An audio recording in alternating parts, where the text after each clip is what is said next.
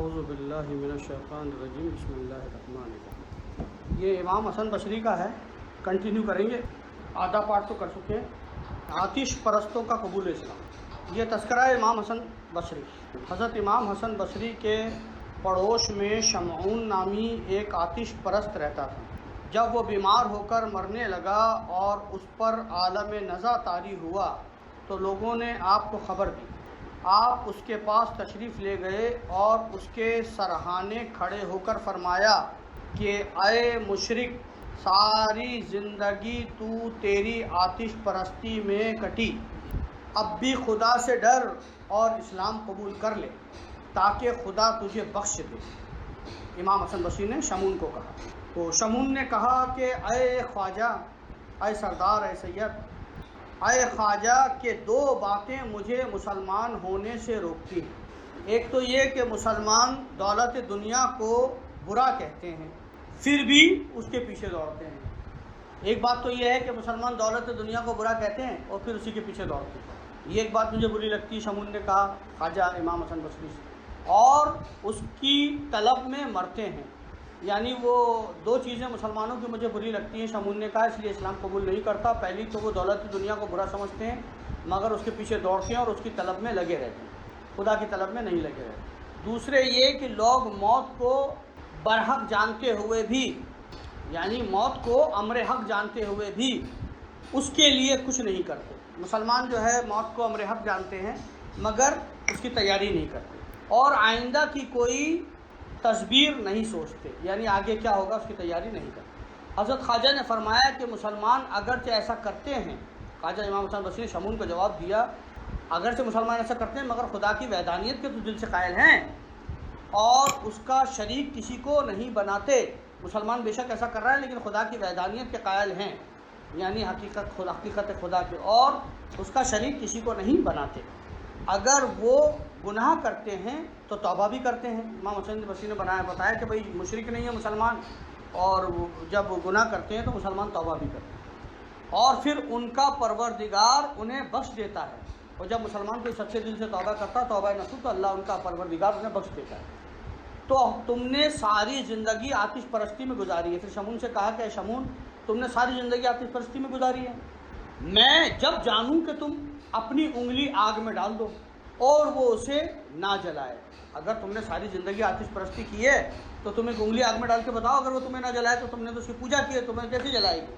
ڈال کے دکھاؤ۔ لیکن اس کے برخلاف میں اس خدا کی پرستش کرتا ہوں کہ اگر اپنا ہاتھ آگ میں ڈال دوں اور خدا سے دعا مانگوں، وہ نہ جلے، وہ اس انگلی کو نہ جلنے دے، تو پھر کیا مجال ہے جو ایک بال بھی جل جائے۔ یہ امام حسن بصری نے کہا۔ شمعون نے کہا اگر ایسا ہو جائے جیسا کہ آپ فرماتے ہیں تو میں آپ کے اللہ پر ایمان لے آؤں گا۔ آگ موجود تھی، حضرت خواجہ نے اپنا ہاتھ اس میں ڈال دیا اور تھوڑی دیر تک اس میں ڈالے رکھا، اللہ کے حکم سے ایک بال بھی بیکا نہیں ہوا۔ شمعون یہ دیکھ کر حیران رہ گیا اور کہا کہ اے حضرت، آپ کا فرمان سب سچا ہے، اس کے سچ ہونے میں کوئی شبہ نہیں، لیکن ساری زندگی تو آگ پرستی میں گزر گئی، اب آخری وقت میں کیا خاک مسلمان ہوں گا، اور مسلمان ہونے سے فائدہ کیا ہوگا جب آخرت کے سامان کرنے کا کوئی موقع ہی نہیں رہا۔ البتہ ایک صورت ہے کہ آپ مجھے سفارش نامہ لکھ کر دے دیں۔ ہاں، ایک صورت ہے کہ اگر آپ مجھے سفارش نامہ لکھ کے دے دیں، مطلب ساری زندگی تو میں آتش پرستی کرتا رہا، اب آپ مرنے کے پہلے توبہ کروں گا تو کیا فائدہ ہوا۔ ہاں، ایک صورت ہے، اگر آپ مجھے سفارش نامہ لکھ کر دے دیں کہ اللہ تعالیٰ مجھے بخش دے گا۔ حضرت خواجہ نے اسی وقت ایک نوشتہ لکھ کر اس کو دے دیا۔ شمعون تائب ہو کر مسلمان ہو گیا، شمعون نے توبہ کی اور مسلمان ہو گیا۔ لکھ کر دے دیا امام حسن بصری نے کہ اللہ اس کی بخشش فرما دے، اور شمعون نے وہ اپنے پاس رکھ لیا اور وہ تائب ہو کے مسلمان ہو گیا اور خوب رویا۔ مرنے کے وقت حضرت خواجہ سے وصیت کی کہ میرے مرنے کے بعد آپ مجھ کو غسل دیں اور قبر میں اتاریں اور یہ نوشتہ میرے ہاتھ میں پکڑا دیں قبر کے اندر، تاکہ قیامت کے دن میں اسے سفارش کے طور پر پیش کروں۔ اتنا کہہ کر شمعون مر گیا اور حضرت خواجہ نے اس کی تکفین فرما دی، بہت سے لوگوں کے ساتھ نماز جنازہ ادا کی، پھر خود ہی اسے قبر میں اتارا اور اس کے ہاتھ میں وہ نوشتہ پکڑا دیا جس میں بخشش نامہ لکھا تھا، جو خواجہ امام حسن بصری نے لکھا تھا کہ تیری بخشش ہو جائے گی، اللہ سے عرض کی تھی اللہ اس کی بخشش فرما دی، وہ اس کے ساتھ قبر میں رکھ کے دفنا دیا۔ اب سفارش کیسے قبول ہوئی امام حسن بصری؟ ان سب کاموں سے فارغ ہو کر جب وہ گھر تشریف لائے تو رات بھر فکر و تردد میں رہے اور ایک لمحہ کے لیے بھی انہیں نیند نہیں آئی۔ ان کو امام حسن بصری کیوں نہیں آئی؟ رات بھر نماز پڑھتے رہے اور بار بار دل میں سوچتے تھے کہ یہ کیسی غلطی سرزد ہو گئی، اپنے معاملات پر تو مجھے قابو حاصل نہیں اور خدا کے کاموں میں دخل دینے کی میں نے کس طرح جرأت کی؟ امام حسن بصری نے کہا۔ اس دوران آپ کی ذرا دیر کے لیے آنکھ بند ہوئی، کس کی؟ امام حسن بصری۔ تو آپ نے خواب میں دیکھا، کس نے؟ امام حسن بصری نے دیکھا کہ شمون سر پر تاج رکھے اور حلیہ بہشتی پہنے جنت میں ٹہل رہا ہے۔ حضرت خواجہ حسن بصری نے اس سے پوچھا کہ اے شمعون تم کیسے ہو اور اللہ تعالیٰ نے تمہارے ساتھ کیا سلوک کیا؟ شمعون نے جواب دیا، کچھ نہ پوچھیے اے امام حسن، کچھ نہ پوچھیے، خدائے بزرگ برتن نے میرے ساتھ بے انتہا مہربانی فرمائی، جیسا کہ آپ خود بھی دیکھ رہے ہیں۔ اس نے بہتر مقام مجھ کو عطا فرمایا اور اپنے دیدار سے مجھ کو نوازا کہ میں بیان نہیں کر، اللہ نے اتنا فضل فرمایا کہ میں بیان نہیں کر سکتا، اور یہ سب آپ کی وجہ سے ہوا ہے اے امام حسن بصری۔ آپ فکر مند نہ ہوں اور خوش ہوں کہ آپ کے سفارش نامے کی بھی مجھے ضرورت نہیں رہی، بلکہ اب یہ نوشتہ بھی آپ اپنے لیے ہی لے لیں۔ حضرت خواجہ کی فوراً آنکھ کھل گئی تو آپ نے دیکھا کہ وہ نوشتہ ان کے ہاتھ میں لپٹا ہوا ہے جو قبر میں شمعون کے ساتھ رکھا تھا، آپ نے بخشش نامہ۔ پھر آپ نے سجدہ شکرانہ ادا کیا اور فرمایا کہ خدا بندہ مجھے معلوم ہے کہ تیرے حکم کے لیے کسی سبب کی ضرورت نہیں، جو چاہتا ہے کرتا ہے اور جو چاہے گا کرے گا، محض تیرا فضل و کرم کافی ہے۔ 70 برس کے کافر کو تو نے صرف اس کی ایک بات اور ایک ادا پر اپنے جوار رحمت میں جگہ دے دی، پھر 70 برس کے مومن کو تو کس طرح محروم رکھے گا؟ سبحان اللہ۔ اب ہے سما سے رغبت آپ کی۔ حضرت خواجہ حسن بصری صاحب سما اور تواجد تھے، وجد بھی کرتے تھے، اور اکثر فرماتے تھے کہ وجد دل کا ایک راز ہے، جو وجد کرتا ہے آدمی وہ ایک دل کا ایک راز ہے کہ جب اس میں تحریک ہوتی ہے تو انسان پر وجد طاری ہو جاتا ہے۔ یہ کیا ہے؟ ایک راز ہے، جب اس میں تحریک ہوتی ہے یعنی قلب میں تو وجد طاری ہو جاتا ہے۔ اور سما ورد الہی ہے، یہ اللہ کا ورد ہے۔ جس شخص نے اس کو سچائی کے ساتھ سنا وہ حق تک پہنچ گیا، جس نے سما سچائی کے ساتھ سنا وہ حق تک پہنچ گیا، اور جس نے اس کو نفس کی خواہش خوشنودی کے لیے سنا وہ بے دین ہوا۔ جو اللہ کے لیے سنے گا وہ تو پہنچ جائے گا، اللہ سے مل جائے گا، اور جس نے نفس کے لیے سنا وہ بے دین ہو جائے گا۔ حضرت رابعہ بصری کا مقام۔ حضرت خواجہ، اب یہ رابعہ بصری کے بارے میں، حضرت خواجہ حسن بصری ہفتہ میں ایک مرتبہ مجلس منعقد فرماتے تھے اور ممبر پر بیٹھ کر خطبہ پڑھتے تھے۔ اگر حضرت رابعہ بصری اس وقت موجود نہ ہوتی تو آپ ممبر سے اتر کر بیٹھ جاتے، یہاں تک کہ وہ تشریف لے آئیں، پھر ممبر پر جا کر خطبہ دیتے اور اپنی خطبات سے تمام محفل کو گرما دیتے تھے۔ ہر شخص کی آنکھوں سے آنسو جاری ہو جاتے تھے۔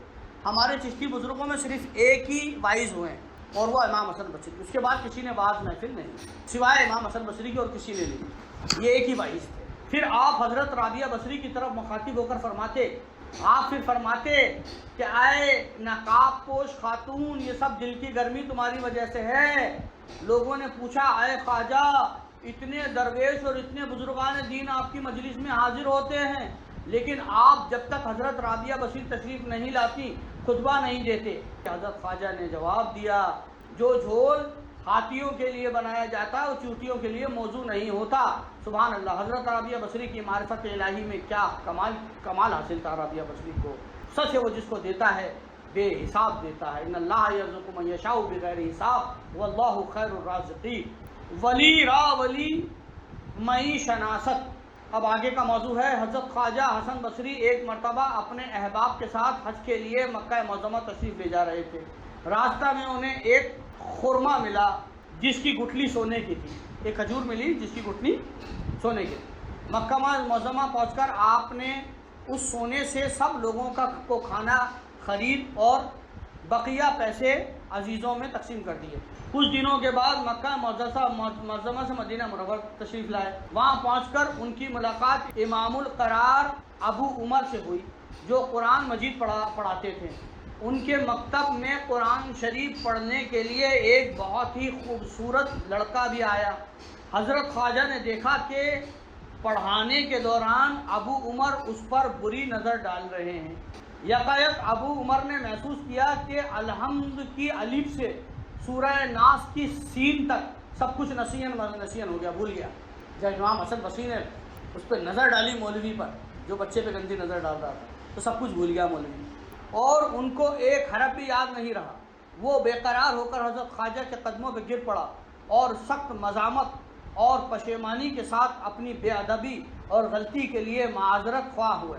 और उसके ज़ार ज़ार रोने पर हज़रत ख्वाजा ने फरमाया कि हज का वक्त करीब है, जाओ हज करो और हज से फारिग होकर मस्जिद हनीफा में जाकर बैठो। वहाँ तुम एक ज़ईफ़ मर्द देखोगे। जब बुज़ुर्ग के पास कोई ना रहे तो तुम जाकर अपना माजरा उनको सुनाओ। उनकी दुआ से ही तुम्हारा मकसद हासिल हो सकता है। अबू उमर ने ऐसा ही किया। एक नूरानी चेहरा पुरजलाल बुज़ुर्ग को देखा जो मस्जिद के एक गोशा में बैठे हुए थे। थोड़ी देर के बाद उन्होंने वहाँ पर एक और सफ़ेद पोश नूरानी चेहरे बुज़ुर्ग को आते देखा, जिसको आते देख सब लोग अदब से खड़े हो गए उठकर और सलाम किया। थोड़ी देर के बाद नमाज का वक्त हुआ। वो सफ़ेद पोश बुज़ुर्ग उठकर चले गए। वो सफ़ेद पोश बुज़ुर्ग जो है वो उठकर चले गए जब नमाज का वक्त हुआ।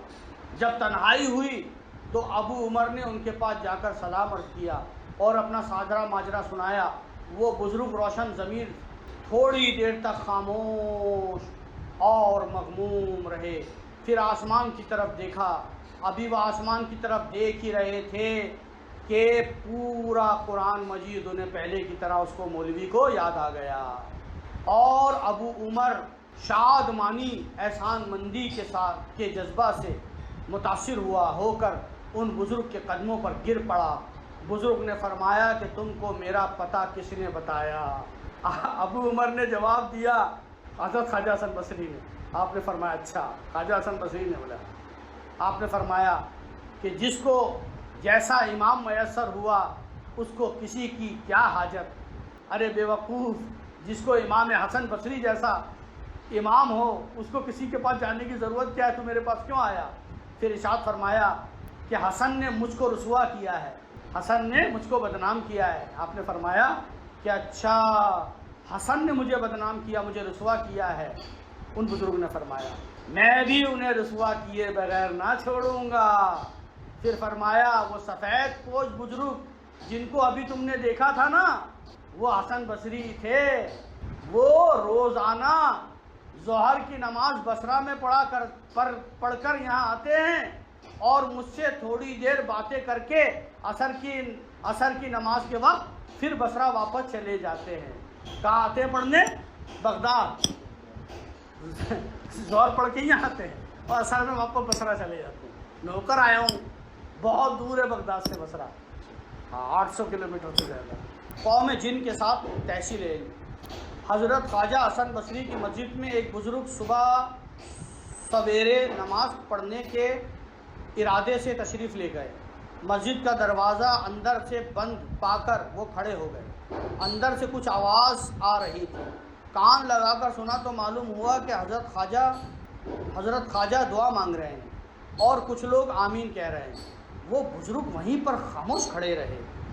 कुछ उजाला हुआ तो मस्जिद का दरवाज़ा पे दस्तक, फिर कुछ उजाला हुआ तो मस्जिद का दरवाज़ा दस्तक देने से खुला। वो बुज़ुर्ग जब अंदर गए तो हज़रत ख्वाजा को تنہا دیکھ کر حیران رہ گئے. بولے ابھی دعا مانگ رہے تھے, ہزاروں لوگ جو ہے آمین آمین کہہ رہے تھے, ابھی اکیلے. نماز سے فارغ ہونے کے بعد وہ حضرت خواجہ کی خدمت میں حاضر ہوئے اور عرض کیا کہ حضرت مجھ کو حقیقت حال سے آگاہ فرمائیں. حضرت خواجہ امام حسن بصری رضی اللہ تعالیٰ عنہ و رضی عنہ نے فرمایا کہ دیکھو یہ راز کسی سے ظاہر نہ کرنا. بات یہ تھی ہر جمعہ کی رات کی قوم جن سے کچھ افراد آتے ہیں, ہر جمعے کی رات کو یعنی جمعرات کو قوم جن سے کچھ لوگ آتے ہیں, میں ان کو کچھ علم سکھاتا ہوں, آخر میں دعا کرتا ہوں اور وہ لوگ میرے ساتھ آمین. یہ ہے عاشق الہی کی زندگی کا راز. حضرت خواجہ بصری کے آنسو کبھی خشک نہیں ہوتے. کثرت گریہ سے وہ حد درجہ ضعیف لاغر ہو گئے تھے اور ان کے جسم میں خون اور استخواں یعنی جو کیمیکل ہوتا ہے, دماغ میں کیمیکل ہوتا ہے, پانی ہوتا ہے جس کے بنا آدمی زندہ نہیں رہ سکتا. تو اتنا روتے اور اتنی عبادت کرتے تھے کہ ان جس میں خون اور وہ کیمیکل, وہ استخواں میں مغز کا کمی پتہ نہ تھا. یعنی ان کے مغز میں جو ایک کیمیکل چلتا ہے, ایک پانی جو ہوتا ہے مغز میں, وہ بھی ختم ہو گیا تھا. ایک روز کی حالت سے مشوش ہو کر کسی التباء خدمت اقدس میں حاضر ہوئے اور ان کا اچھی طرح معائنہ کیا. ایک وہ آیا حکیم, اس نے اچھی طرح دیکھا اور معائنہ کیا. ان کی حالت کے معائنہ کرنے کے بعد حد درجہ مغموم, بہت غمگین ہوا وہ حکیم اور افسوس ہوا اس حکیم کو. جب ان سے افسردگی کا سبب پوچھا گیا تو انہوں نے کہا حضرت خواجہ کے جسم میں نہ خون ہے, خون کا ایک قطرہ بھی نہیں ہے, اور نہ استخواں ہے یعنی جو کیمیکل جو پانی ہوتا ہے برین میں اور اپنے آدمی کے جسم میں, وہ بھی نہیں ہے, اور استخواں مغزی باقی نہیں رہا, صرف مغز ہے اور کچھ بھی نہیں ہے. ایسے شخص کی زندگی کی اب کیا امید ہو سکتی ہے؟ ایسا شخص زندہ کیسے ہے میرے سمجھ میں نہیں آ رہا ہے. نہ پانی ہے, نہ خون ہے, نہ مغز میں وہ جو ہوتا ہے لعاب وہ ہے. اللہ کی قدرت ہے جو زندہ ہیں. میں تو حکیم کہنے لگا یہ تو اللہ کی قدرت ہے جو زندہ ہے, ان کے تو زندہ رہنے کا سوال ہی پیدا نہیں ہوتا, ان کو تو بہت پہلے مر جانا چاہیے. حضرت خواجہ کو جب یہ حال معلوم ہوا تو انہوں نے ایک نعرہ مارا اور فرمایا اے طبیبوں, تم عاشقوں کی نبض دیکھنا کیا جانو. عام لوگوں کی زندگی کا دار و مدار بے شک خون اور مغز استخواں پر ہے, لیکن عاشقان الہی کی زندگی کا راز صرف ذکر الہی میں پوشیدہ ہے. سبحان اللہ. کیونکہ جس طرح عوام کو غذا سے تقویت ملتی ہے, اسی طرح عاشقان خدا کو اس کی محبت اور عشق سے طاقت حاصل ہوتی ہے. عشق و محبت ہی ان کے لیے خون کا کام دیتا ہے. اور یاد حق مغز استخواں کا, یعنی تم جس طرح کھانے سے زندہ رہتے ہو, ہم اللہ کے عشق سے زندہ رہتے ہیں اور اس کا ذکر ہمیں چلاتا ہے, ہمارے ذہن, ہمارے دل, ہمارے جسم, ہماری جان. سبحان اللہ. حضرت خواجہ حسن بصری کے خلفہ کتنے ہیں؟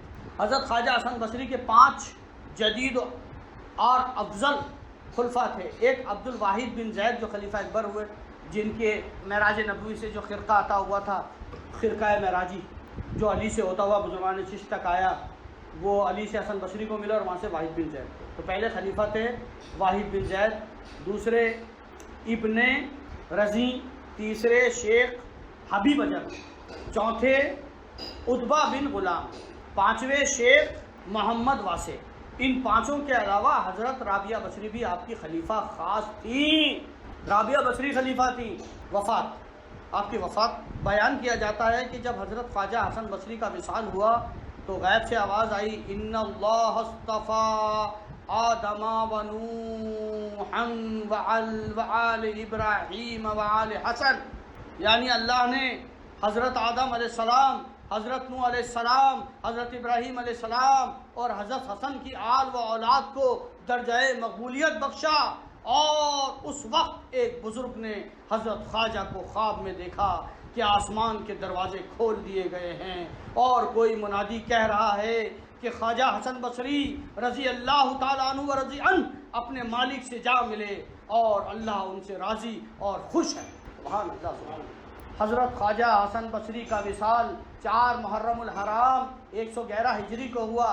آپ کے رحلت کی تاریخ کتب سے نقل ہے آپ کا روضہ مقدسہ بصرہ سے 3 کوس یعنی 6 میل پر واقع ہے۔